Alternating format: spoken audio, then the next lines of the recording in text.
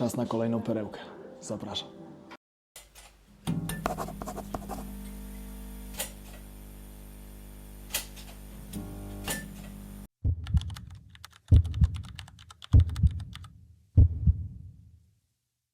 Witajcie moi drodzy.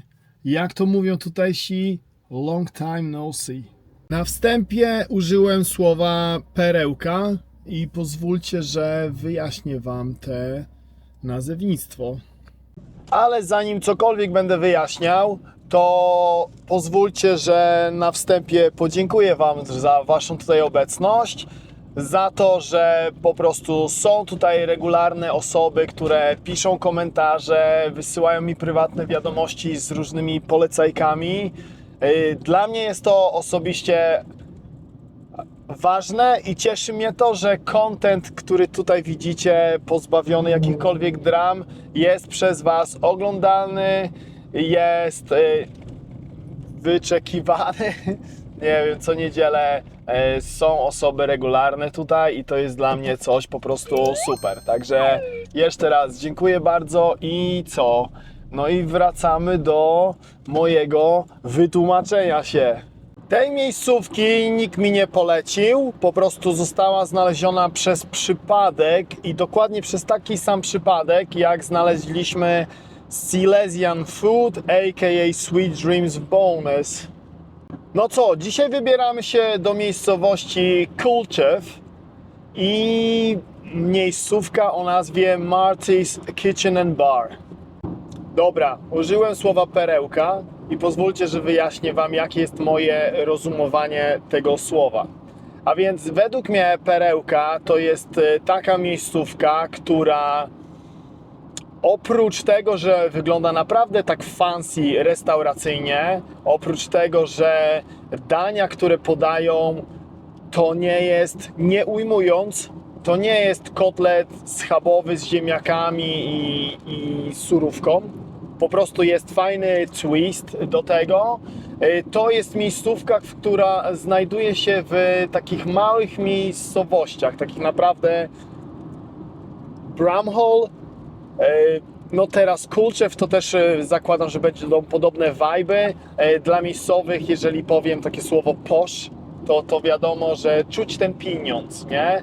No i co? Miejscowość Kulchew, do której się wybieramy, miejscówka Marty's Kitchen and Bar, do której się wybieramy sprawdzać jedzenie, bo od tego tutaj dla was jestem. Właśnie uważam, że miejscowość i miejscówka z tego, co widzę na Facebooku, na stronie internetowej, spełnia wymogi do tego, aby nazwać ją perełką. Uważam, że to jest idealny moment na nasz tradycyjny kącik PL Bawi Ania Uczy. Dla nowych tylko krótka informacja, że PL Bawi Ania Uczy i co? Ania jest naszą koleżanką, która jest ekspertką od ciekawych faktów dotyczących miejscowości, do których się wybieramy. Dzisiaj jedziemy do Kulchew i co, Aniu? Masz coś dla nas na temat Kulchew? Jakieś ciekawostki? Culcheth to urocza miejscowość w hrabstwie Cheshire, położona w północno-zachodniej Anglii, niedaleko Warrington. Choć nie jest wielka, ma swoje ciekawe akcenty i lokalny charakter, który przyciąga uwagę. Jednym z najbardziej znanych miejsc w Culcheth jest Culcheth Linear Park, park stworzony na dawnym torowisku kolejowym. To zielona oaza idealna do spacerów, jazdy na rowerze czy wyprowadzania psa. Dodatkowo, miejsce to ma ciekawy aspekt historyczny, bo przypomina o czasach, gdy przez miejscowość biegła linia kolejowa. Culcheth ma również silne poczucie wspólnoty. Odbywa się tam wiele lokalnych wydarzeń, jak na przykład Culcheth Community Day, który co roku przyciąga mieszkańców i lokalnych przedsiębiorców. Co ciekawe, Culcheth leży niedaleko nuklearnego centrum badawczego w Risley, które odegrało ważną rolę w historii brytyjskiego programu atomowego po II wojnie światowej. Witamy w Kulchew.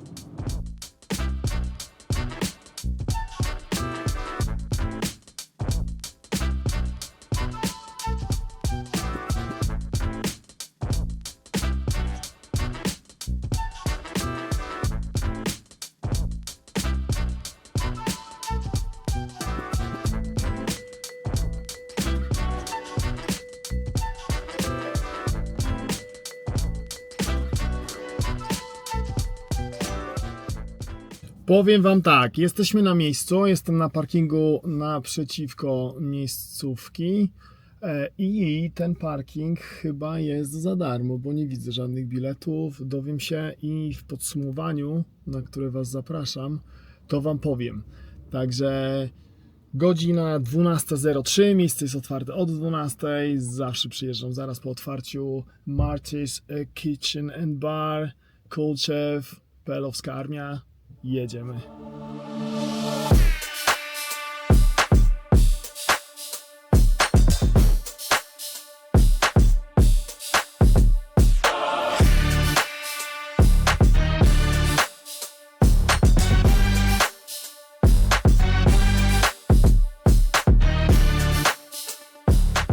Dobra, zaczynamy ten epizod od czegoś wyjątkowego, a wyjątkowym nie jest fakt, że będzie shot. Wyjątkowe jest to, że ten shot to jest Belvedere. A jeżeli ktokolwiek wie cokolwiek na temat wódek, to Belvedere to jest top topów. Bardzo rzadko spotykany, nie wiem chyba czy tak naprawdę spotkałem gdziekolwiek Belvedere póki co na moje 22 epizody. Także Kulczew, Marty's Kitchen and Bar, wasze zdrówko, drodzy widzowie. Ja zamówienie już złożyłem i co? I zjemy coś totalnie innego, czyli na pewno nie zjemy zupy i na pewno złamiemy moją zasadę chicken eating out, czyli zasadę, którą ja prowadzę w moim prywatnym życiu, że jeżeli jem gdzieś out, to nie jem zazwyczaj kurczaka, ale tutaj zrobię wyjątek i dowiecie się, dlaczego ten wyjątek zrobiłem. Także jedzenie wjeżdża i wam pokazuję. Dobra, jak widzicie wjechała kiełbasa Silesian Sausage, czyli według moich umiejętności anglojęzycznych jest to kiełbasa śląska. I jak bardzo lubię zupy, szczególnie pomidorową z ryżem, na którą umówiłem się w Tasty Polish Cooking już niebawem, to chcę spróbować coś innego, a jesteśmy w miejscówce dzisiaj Marty's Kitchen and Bar i z tych zdjęć facebookowych naprawdę forma podania była super i czas na spróbowanie, czy również jest super, ale musi być dobrze, bo jest tutaj mega busy, a dopiero jest 40 minut po otwarciu.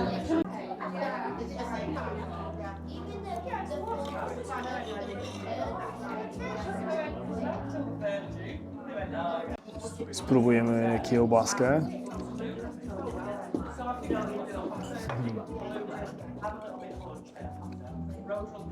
Do tego cebulka i papryka.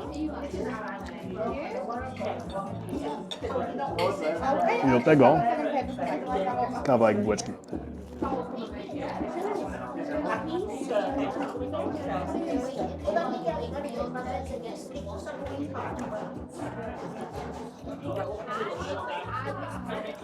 Powiem, że przepyszna. Ja kiełbasy dawno już nie jadłem, takiej smażonej czy coś i zobaczcie w ogóle, bo to nie tylko kiełbasa jest, ale właśnie o to chodzi, że cała forma podania.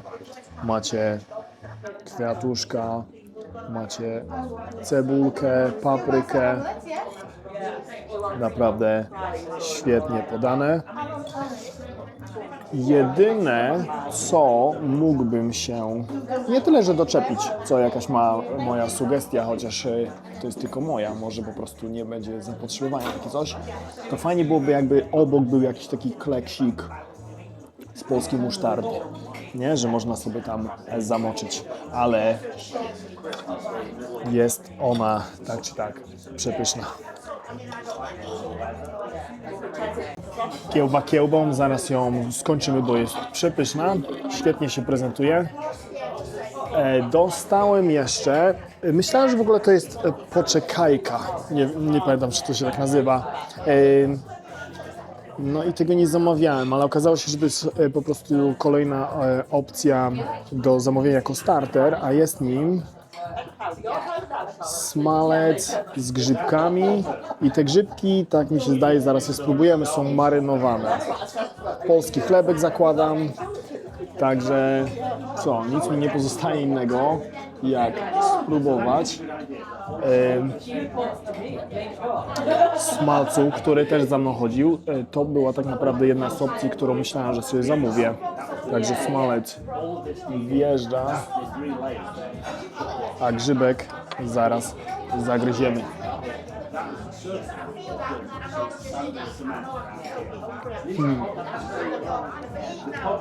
Dawno smalcu nie jadłem. Dobra, patrzcie na grzybek.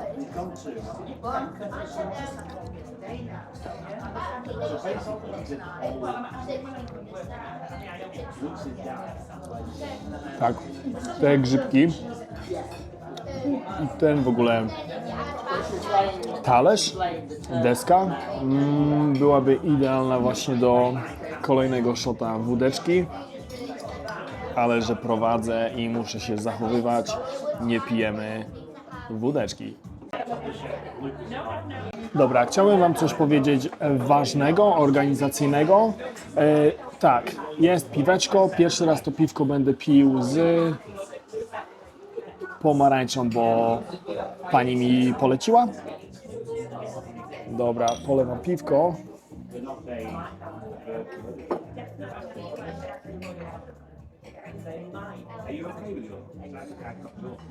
Dobra, i chodzi o to, że cokolwiek widzicie teraz, czyli smalec, kiełbasa i to zaraz co wiedzie, to jest dostępne od godziny 16:30. Ja jestem tutaj o 12:00. Dzięki serdeczności pani, to jest dla mnie bardzo ważne, byłem w stanie to zjeść sobie wcześniej. Czyli jeszcze raz bardzo dziękuję pani za chęć po prostu przygotowania tych dań dla mnie wcześniej. Nie musiałem tutaj o 16:30, a chodzi o to, że jeżeli ja, stali już wiedzą, jeżeli ja przyjeżdżam w miejscówki, to chcę przyjechać jak najszybciej i zdaję sobie sprawę, że niektóre miejscówki tak fajne jak ta mają podzielone karty menu na czasy dnia i tutaj jest też inne menu w niedzielę, w której wiem, że jest rosół i wiem, że jest schabowy. Także jeszcze raz dziękuję bardzo za możliwość zjedzenia póki co przepysznych starterów. O mainie jeszcze się nie wypowiadam. No i przygotowania dla mnie tego wcześniej. Także pani i pani partnera, męża, zdrówko, serdecznie dziękuję.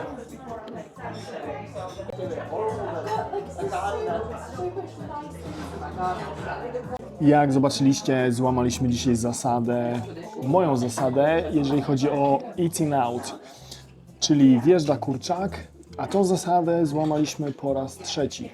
Stali już, może pamiętają, może nie, pierwszy raz złamaliśmy ją w Rochdale, drugą złamaliśmy w Salt and Pepper w Barnsley, a trzeci raz jesteśmy tutaj. I dlaczego wybrałem te tutaj danie? No dlatego, że prezentacji nie mogłem się spodziewać. To znaczy spodziewałem się, że będzie ładnie, mniej więcej. Ale po przeczytaniu ich menu mają pozycję o nazwie March's Signature Chicken i zakładam, że to jest ich receptura, sekretna receptura, na którą miałem ochotę.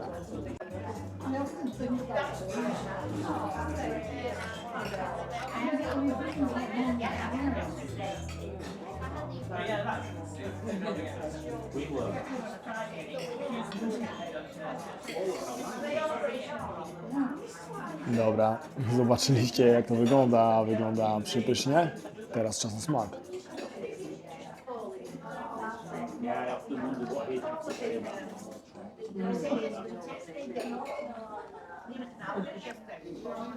Kurak pełen smaku. Ale od razu wkrada mi się tutaj sałatka z jakimś dipem. Nie za bardzo. Wiem, jak wiecie, stali bywalcy, lubię rzucać gafy.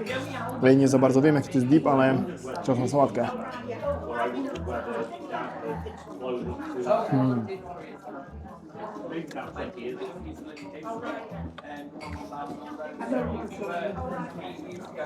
Przepyszna.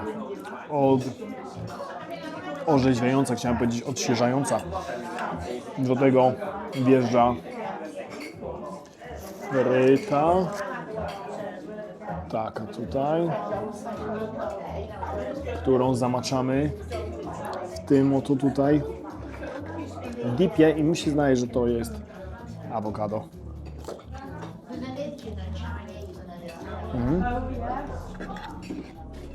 Ale jeszcze spróbujemy tego awokado.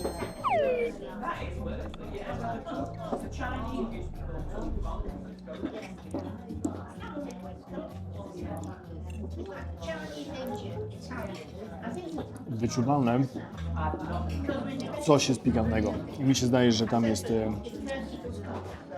chili czy coś, na pewno jest cytrynka i na pewno w ogóle zobaczcie. Pietruszeczka. To jest sałatka. Kurak i frytery. Muszę się Wam do czegoś przyznać, bo to nie jest sobota dzisiaj.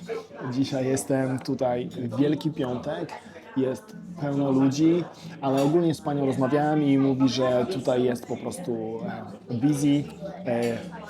Fajnie właśnie, że ludzie odwiedzają tą miejscówkę, że promują, ta miejscówka promuje polskie jedzenie z takim twistem. I nie tylko polskim, bo tutaj są różne inne dania. Także dzisiaj jesteśmy w piątek, Wielki Piątek i wiem, mięsa nie powinno się jeść, ale mam nadzieję, że od tego tutaj dostanę dyspensę na ten odcinek. Powiem Wam, że to już jest moja kolejna miejscówka, już nawet kolejna, gdzie mam fajne takie rozważania, że patrzcie, pracujecie tyle czasu, nadgodziny robicie czy coś, takie właśnie miejsca są idealne do tego, żeby takie i wszystkie inne, które po prostu odwiedziłem wcześniej, są idealne do tego, żeby jeden dzień w tygodniu, jeden dzień na 2 tygodnie, jeden dzień na miesiąc, w zależności, wiecie, od tego faktora, spędzić w gronie znajomych, w gronie jakiej rodziny swojej, czy dzieci, nie gotować, nie paprać się raz na jakiś czas.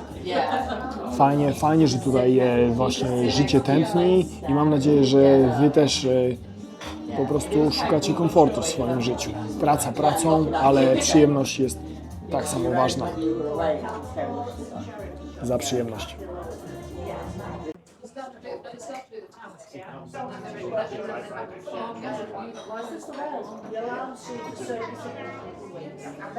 Do Kulczew nie mamy daleko i na tym polega jedna z tych właśnie perełek, o której nie wspomniałem wcześniej. Po prostu ja mam tak blisko do tego i nigdy w życiu o tym nie widziałem.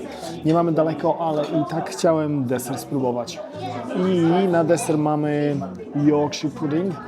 W ogóle pani, to jest ich specjalizacja.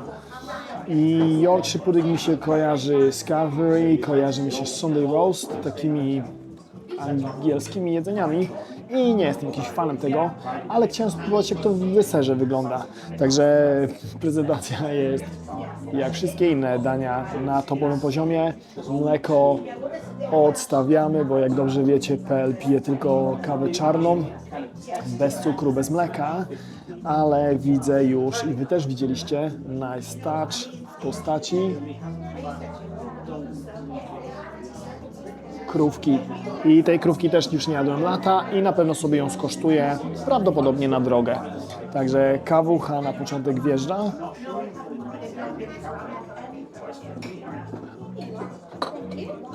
Przepyszna, jak to kawucha, ale wjeżdża teraz deser.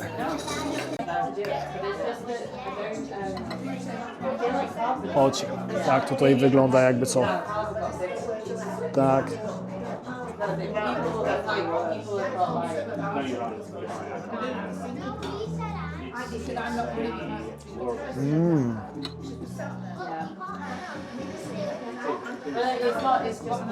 Dobre.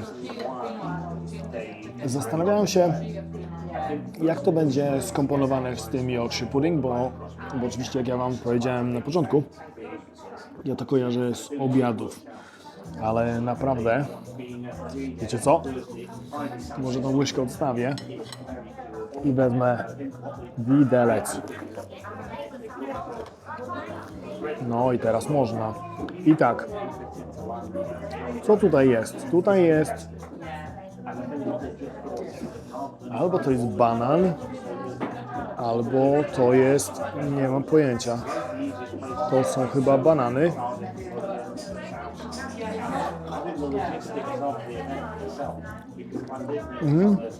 To jest banan chyba w jakimś syropie toffee czy coś takiego. Tak. I do tego jest... I tak, albo to jest krem, albo to jest roztopiony już lód. To takie białawe. Roztopiony lód, bo poczułem już to zimno. Także słuchajcie, ja jem sobie ten słodki, jest naprawdę słodki deser, do tego popijam kawę i czas na podsumowanie, także nie uciekajcie nigdzie. Mam pewien pomysł, jak wiecie, ostatnie epizody robiliśmy w plenerze. Oby coś wyszło nam w plenerze. Pogoda dzisiaj nie dopisuje, wokół też nie za bardzo coś znalazłem, żeby gdzieś zniknąć w plener. Ale co, coś może wymyślimy. W najgorszym wypadku long time no see, będziemy widzieć się u mnie w studiu. Także dokończam, widzimy się za chwilę. Long time no see. Idealnie pasuje do tego momentu, gdyż co? Jesteśmy u mnie w studio. Jak bardzo sprawia mi przyjemność robić podsumowanie w plenerze. Sprawia mi przyjemność pokazywanie Wam jakichś ciekawych miejsc w naturze. I oczywiście lepiej jest dla mnie, jeżeli to podsumuję szybciej niż czekać coraz dłużej. Jest po prostu dzień z ustawianiem tych świateł. Także niestety nie miałem jak zrobić podsumowania w plenerze ze względu na co? Na to, że jesteśmy w Anglii. A co robi się w Anglii 360 dni w roku? Pada. Także słuchajcie, jestem tutaj w studiu. Dzięki bardzo, że dotrwaliście do tego momentu.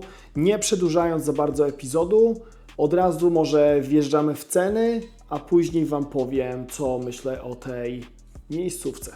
Dzień zaczęliśmy od shota nie byle jakiej wódki, bo shota Belvedera.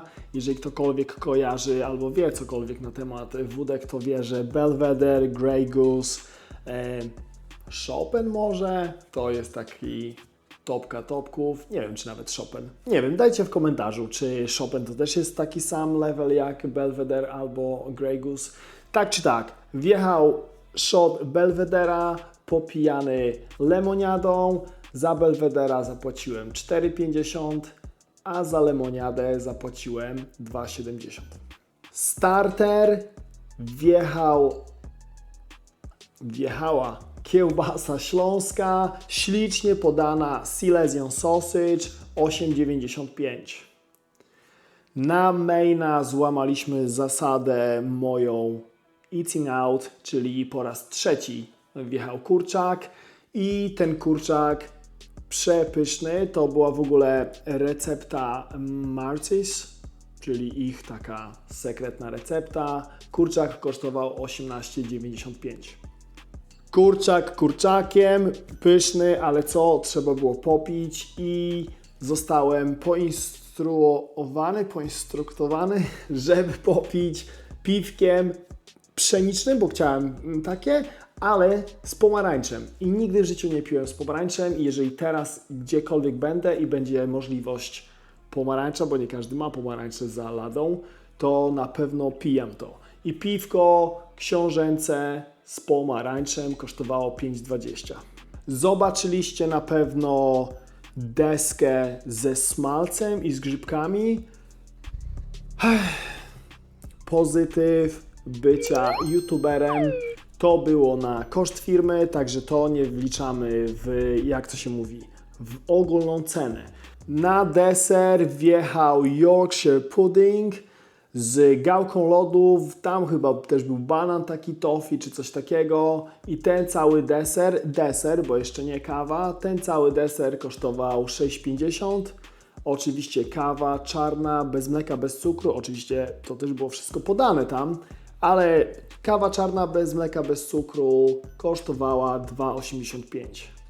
Za całość w Marty's Kitchen and Bar zapłaciliśmy 49,65. Jak już ceny mamy, to może poukładajmy sobie inne rzeczy. Po pierwsze, chciałbym bardzo, ale to bardzo podziękować pani szefowej, dzięki której mogłem zjeść te dania. A o co chodzi? Chodzi o to, że jak stali widzowie wiedzą, a nowi się teraz dowiedzą, ja bardzo często, praktycznie zawsze, jeżdżę po lokalach zaraz po otwarciu. Dzięki temu robię przebitki lokali, dzięki temu minimalizuję ryzyko, że będę siedział obok kogoś, chcę sobie to nagrać w spokoju. Jeżeli ktokolwiek, a parę osób mnie zna prywatnie, wie, że ja bardzo, bardzo ceniłem i nadal cenię swoją prywatność i jeszcze muszę się oswoić z kamerą, jedząc kotleta, szczególnie jak są ludzie wokół mnie. Także zawsze staram się z samego otwarcia. I chodzi o to, że ta miejscówka ma osobne menu na pory czasowe, pory dnia, czyli mają taki lunch menu, mają no śniadaniówkę, wiecie o co chodzi, nie? I to, co teraz, to co widzieliście, jedzeniowe, to jest dostępne od 16:30. Także jeszcze raz bardzo dziękuję pani, bo dzięki temu nie musiałem tam przyjechać na 16:30, a jak słyszeliście w tle, tam było już tak wcześnie przed pierwszą masakrycznie busy, to od razu wam mówię, jeżeli kiedykolwiek przyjedziecie tam, a od razu mówię, że warto, to rezerwować stolik, nie? Bo prywatnie nie ma dla mnie najmniejszego problemu, jak jest gwarno, jak jest busy, jak jest ktoś obok mnie siedzi i ja sobie siedzę z kimś, ale kamerowo fajnie jest, jak jest pusto dla mnie. Także słuchajcie, to jest pierwsze. Drugie, parking macie centralnie naprzeciwko i to jest za friko. Za friko to jest chyba jedno z ulubieńszych słów rodaków. Za friko nie było jedzenie. Jak widzieliście, prawie 5 dyszek. Kwota kogoś może przerazić, kwota kogoś może odepchnąć, ale przypominam, że ja jem fulla. Widzieliście, co ja tam jadłem. I shot, i deser, i starter. Nie każdy musi to jeść. To jest raz. Po drugie, zobaczcie, jak ten lokal się prezentuje, jakie tam są vibe'y, to jest naprawdę fajny. Powiem wam, że przez te wszystkie, nie umniejszając nikomu, przez te wszystkie to naprawdę dla mnie osobiście to jest taka topka i ten lokal idealnie, powiem wam, że to jest idealne dla mieszanych par. Jeżeli na przykład kolego jesteś z Angielką albo koleżanko jesteś z Anglikiem, to znaczy no nie z Polakiem, to taki lokal jak ten jest idealny do tego, żeby wprowadzić ich pod polskie jedzenie.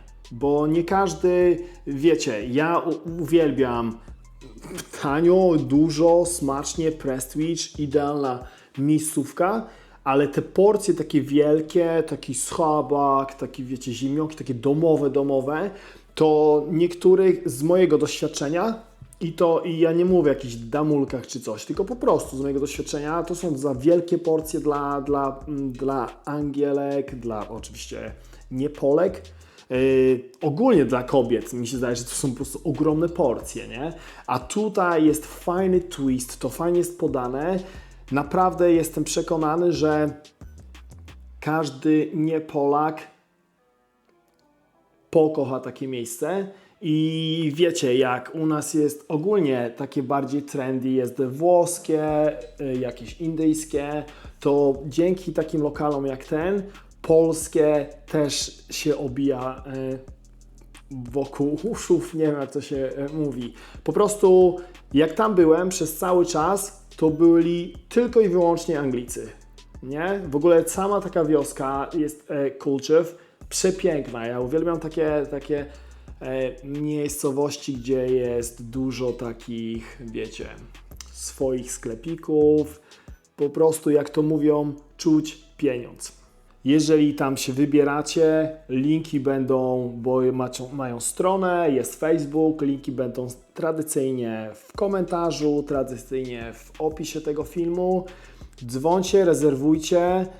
Jeżeli chodzi o nazewnictwo Perełka, co jest też super i nie wiem, czy to powtarzałem, że po prostu ono jest tak blisko mnie, ja nigdy w życiu się nie spodziewałem. Zawsze patrzałem tak dystansowo, ponad godzinę, no Manchester to jest taki w miarę ale to jest jeszcze bliżej, nie? Także Martis, super. Jedyne co nawaliłem, to od razu z góry mówię, że nie dowiedziałem się, o co chodzi z tym Martis. Nie spytałem się pani właścicielki, czy może pani właścicielki imię to jest Marta. Napiszcie w komentarzu, może pani właścicielka to ogląda, a zakładam, że tak. Możecie mi napisać w komentarzu, czy Martis to jest od słowa pani właścicielki.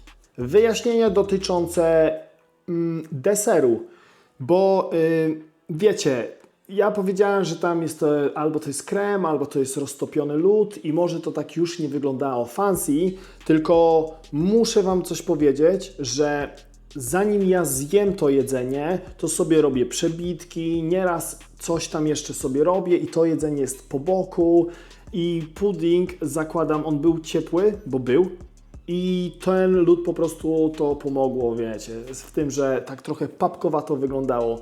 Nie miało żadnego efektu na smak, bo naprawdę to było dobre.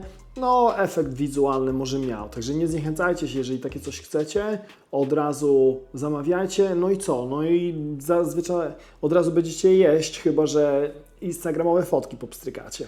Także co? Po całym tym lukrze wylanym na Martis Kitchen and Bar, po całym tym wyrazie mojej facjaty, jaka mi towarzyszyła przez cały ten epizod, zapewne wiecie, jaki jest werdykt finalny. Pamiętajcie, to jest perełka, ale nie umniejsza w ogóle fajnym, naprawdę miłym lokalom jak Blackpool, miłym lokalom jak w Bradford, jak w Crewe. Wszystkie inne, które odwiedziłem, naprawdę są miłe na swój sposób. Czyli możecie do takiego tutaj lokalu sobie szampanika wypić, prosecco, do Crewe możecie sobie piwko, wino wypić, do Blackpool możecie pyszne sobie domowe jedzenie, zestawik zjeść. Naprawdę każdy ma coś w sobie, dlatego nie ważcie mi tu się obrażać, że jeden lokal nazwałem perełką, a jeden po prostu nie nazwałem go perełką. Słuchajcie, Martis Kitchen and Bar uważam dla świeżaków to są fanfary za miejscówkę, która smaczy. Przepiękna miejscówka, lokal śliczny, fajnie wszystko to udekorowane. Prezentacja tych dań naprawdę na topowym poziomie. Porcje nie są wielkie, ale właśnie o to chodzi, nie? Że tym się nie nażerasz. Jest fajnie, kulturka, winko, naprawdę jest fajnie, nie? To jest naprawdę taki lokal, macie miksy, masz kobietkę, masz Anglika i on nie za bardzo, kapusta kiszona czy coś, bierzcie go do takiego lokalu i zobaczycie te takie polskie twisty tam, nie? Także smaczy, uważam, te ceny nie są w ogóle drogie. No jest trochę drożej niż, nie wiem, w Prestwich, nie? Ale no nie oszukujmy się, to są po prostu innego rodzaju miejscówki. Nikt wam nie każe wszystkiego zamawiać tego, co ja. I to też może być takie one-off, raz na jakiś czas. Treat yourself. Pracujemy ciężko, pracujemy dużo. Od czasu do czasu nie musicie przy tych garach siedzieć w dni wolne. Od czasu do czasu możecie tam sobie kobietę zabrać albo faceta swojego, bo nie zawsze facet musi płacić za kobietę, także wy kobietki też zabieracie swoich facetów i płacicie za te dania. No i co? Spokojnego tygodnia.